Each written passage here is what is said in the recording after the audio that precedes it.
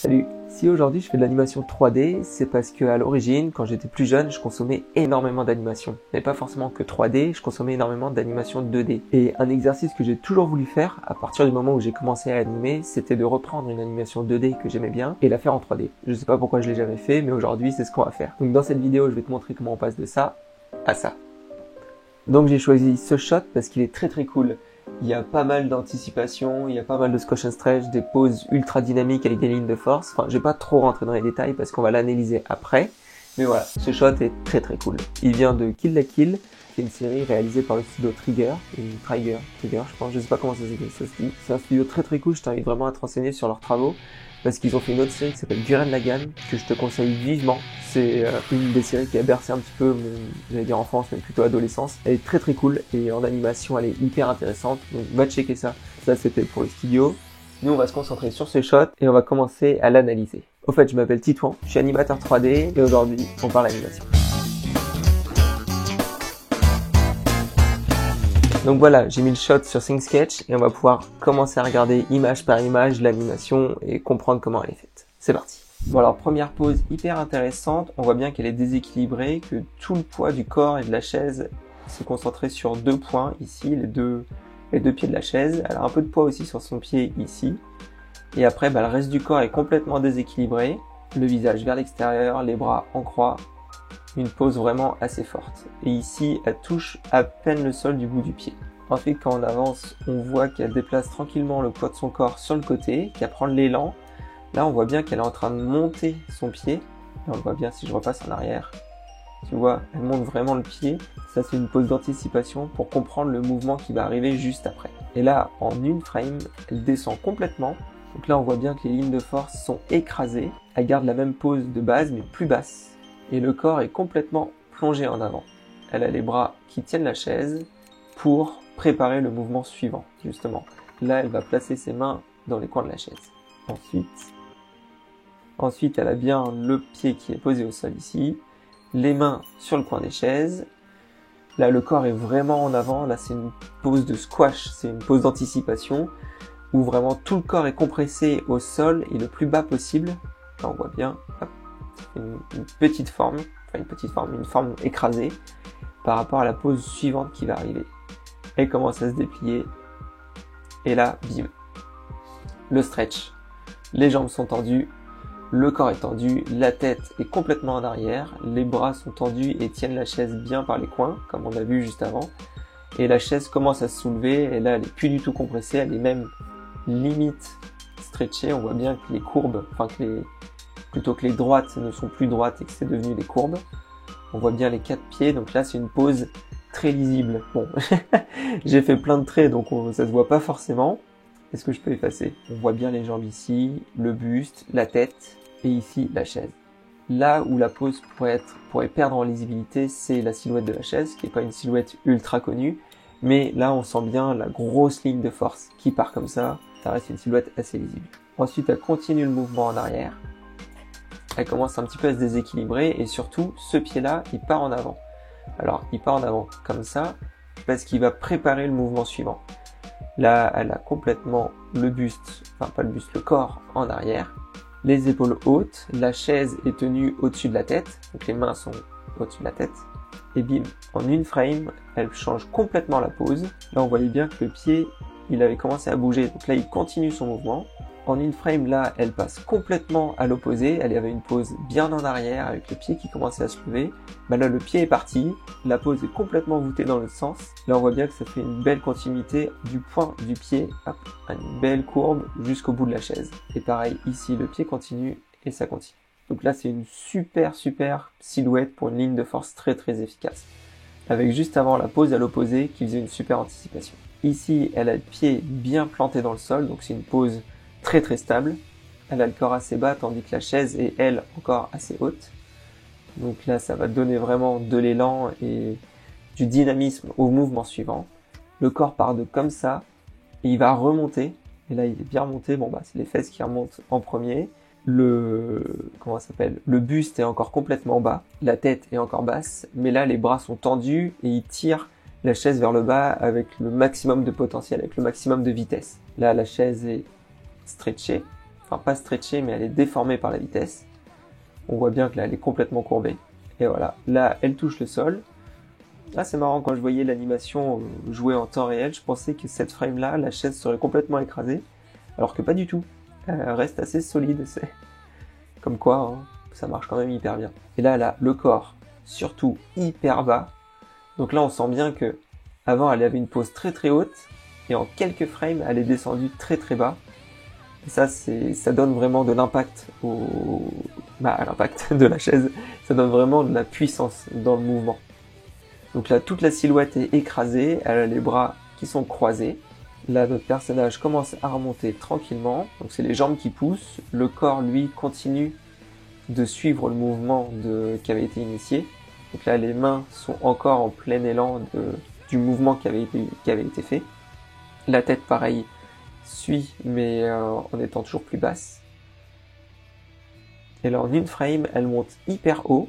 Elle a une autre silhouette très lisible, très dynamique. Là, on a ce pied-là qui est parti complètement en arrière. Et ça sert justement à préparer le mouvement suivant. En fin de compte, dans cette animation, tout n'est qu'anticipation. C'est pour ça qu'elle paraît aussi dynamique et aussi intéressante à regarder. Ensuite, notre pied ici, il commence à aller vers l'avant, le corps commence à se relâcher, les épaules redescendent, les bras sont plus tendus ou crispés. Ensuite, là, elle commence à croiser les bras, ici. Elle a le dos un petit peu voûté, les épaules rentrées vers l'avant. Et c'est pas une position naturelle, mais c'est une position croyable, dans le sens où là, la position du dos, la position des épaules est naturelle pour le mouvement qu'elle veut faire. Et en plus, quand tu connais un petit peu le personnage, le caractère du personnage, c'est une position qu'elle adopte assez souvent, et ça choque pas du tout le spectateur, parce qu'il est habitué à ce genre de comportement, ce genre de mouvement par ce personnage. Ensuite, on a que j'aille pas trop loin. Ici, cette pose, qui est la pose stretchée en haut. On voit bien que là, elle a la jambe complètement tendue, elle est que sur la pointe du pied. La tête est bien relevée encore. Les bras sont du coup déjà croisés. Ils sont croisés depuis cette frame là à peu près. Et surtout, on a un pied ici qui est même carrément au-dessus de l'écran, mais là qui est vraiment au plus haut. Le plus haut point de son corps, ici, c'est son pied, parce que c'est celui qui va avoir le plus de dynamisme ensuite. Là, c'est une pose d'anticipation pour l'impact suivant. Donc là, je vais vraiment te montrer comment le pied ici va bouger pour préparer le mouvement suivant. Donc à cette frame, il est ici. Ensuite, il passe là. Directement ici, donc il y a un gros décalage. Là, cette frame-ci, elle est très rapide. Ensuite, il y a une petite décélération, même une grande décélération, on voit bien la différence d'écart. Il arrive bientôt à sa pose finale. Et la pose finale qui est carrément au-dessus de l'écran.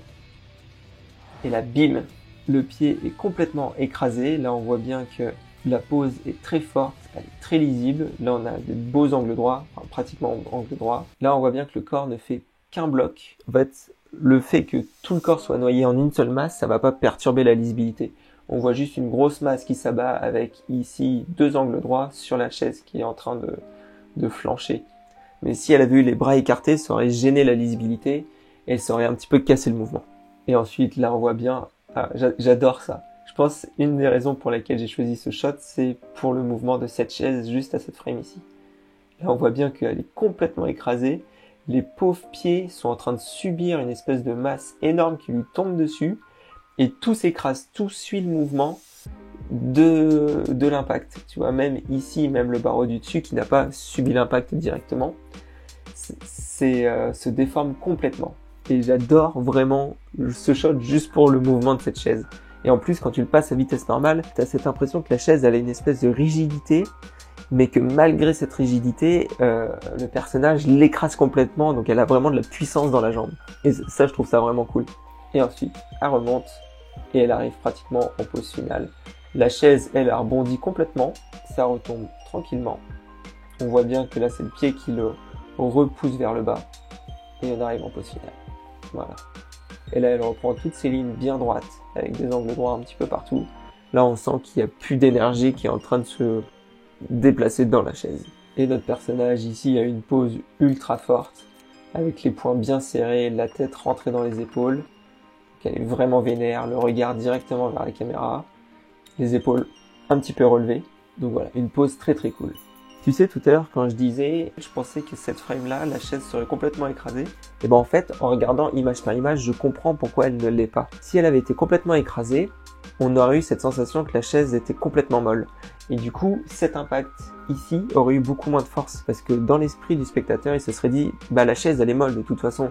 Donc effectivement, si notre personnage pousse avec son pied au milieu de la chaise, elle va se déformer. Alors que ici, le fait qu'elle soit pas du tout déformée, on se dit, oh purée, même avec un impact aussi fort, elle ne s'est pas déformée, ça veut dire qu'elle est très très rigide. Et là, quelques frames plus tard, elle est déformée comme ça, bah là on se dit, putain, la meuf, elle a de la puissance dans les cuisses.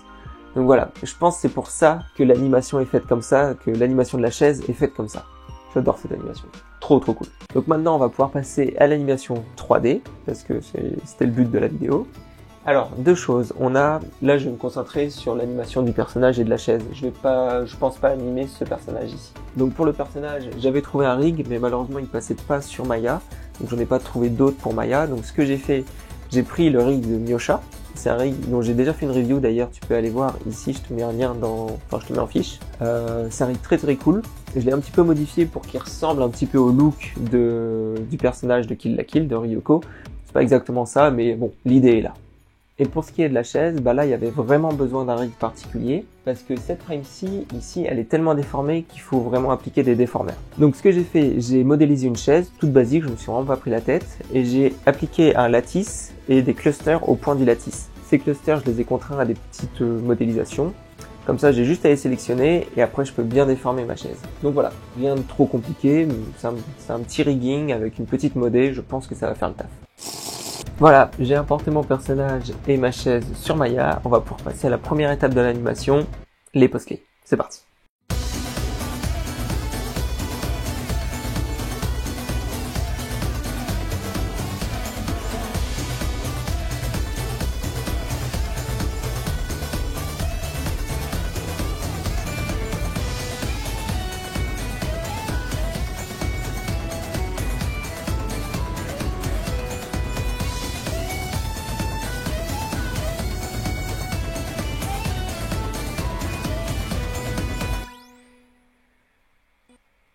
Voilà, mes premières poses sont mises, donc là je suis encore en step mode, hein, c'est le tout début. J'ai quelques parties splinées, comme tu peux le voir ici, le début et la chaise. C'est simplement pour pouvoir comprendre les courbes de déplacement de la chaise en fait. Maintenant, ce qu'il me reste à faire, c'est rajouter tous mes in-between, toutes mes follow-through, les anticipations, enfin celles qui restent. Quelques mouvements comme ça en plus, parce qu'il y a quand même une certaine différence entre l'animation 2D et l'animation 3D. Je peux pas simplement laisser un corps mort pendant plusieurs frames comme en animation 2D. Et un truc marrant que j'ai remarqué quand j'étais en train de le faire, c'est ici, on voit bien qu'elle a les jambes qui passent sous les accoudoirs de la chaise. Et à la frame suivante, elle est complètement sortie, sans avoir décollé les pieds du sol ou quoi que ce soit. C'est juste une petite liberté que les animateurs ont pris. Et je trouve ça vachement fun parce que il casse le réalisme, mais ça va tellement vite que on y voit que du feu. Il a fallu que je regarde image par image, il a même fallu que j'anime pour m'en rendre compte. Enfin bref. Voilà, maintenant je vais continuer l'animation et on se retrouve juste après.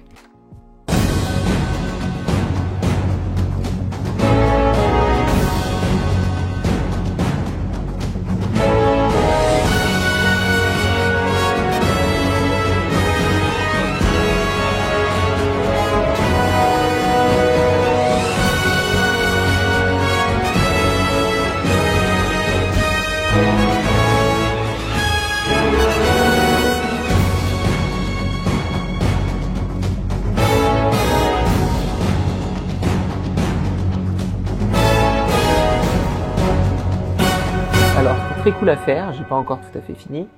J'ai fait déjà quelques modifs dont j'ai envie de te parler. Comme tu peux le voir dans l'animation 2D, ici, au moment où Ryoko va éclater la chaise contre le sol, son bas du corps remonte et elle redescend juste après. Donc quand on lit l'animation à vitesse normale, ça se voit pratiquement pas, mais quand on y fait attention, ça fait une petite saute à l'œil. Bon, c'est pas du tout gênant. Sauf que passer ça en 3D, c'est très gênant parce que ça fait vraiment une saute vu que c'est pas sur quelques frames, c'est vraiment une animation qui prend plus de frames. Donc j'ai décidé de garder le corps au plus bas pour suivre une espèce de mouvement qui irait de la gauche de l'écran ici et qui continuerait vers la droite. Donc elle déporte un petit peu son poids du corps sur ce pied-là. Et ici aussi, j'ai supprimé une pose parce qu'en fait, elle casse trop par rapport à la pose précédente. Et ça, en animation 3D, c'est trop visible et ça casse vraiment la lecture.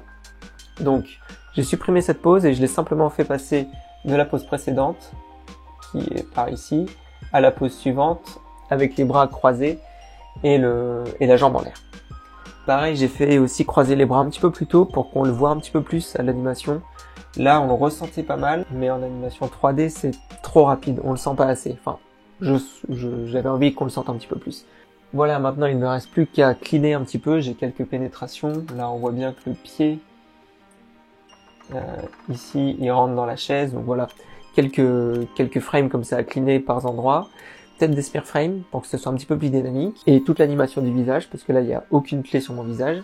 Et voilà. Donc avant de te montrer le résultat final, je t'invite, si la vidéo te plaît, à mettre un pouce bleu, à t'abonner et à activer la cloche, ça me ferait bien plaisir. Et si tu as envie que je fasse des animations comme ça qui viennent d'animer, bah fais-les moi savoir en commentaire. Je te laisse avec le résultat final, moi je te dis à plus.